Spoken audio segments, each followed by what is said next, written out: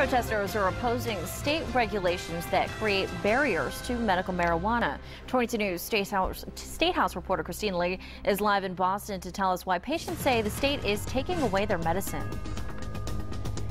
For about 5 months, medical marijuana patients were able to access cannabis for medicinal purposes through caregivers. But new state regulations, they say, make it more difficult for them to obtain their medicine that way.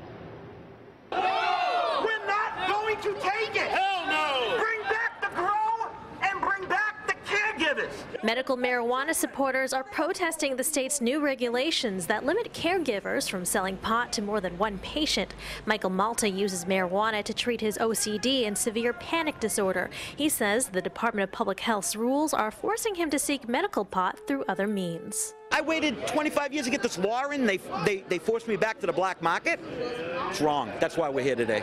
Medical marijuana was legalized in January following a voter-approved ballot initiative. But in May, the state released new regulations that encouraged pot access through dispensaries.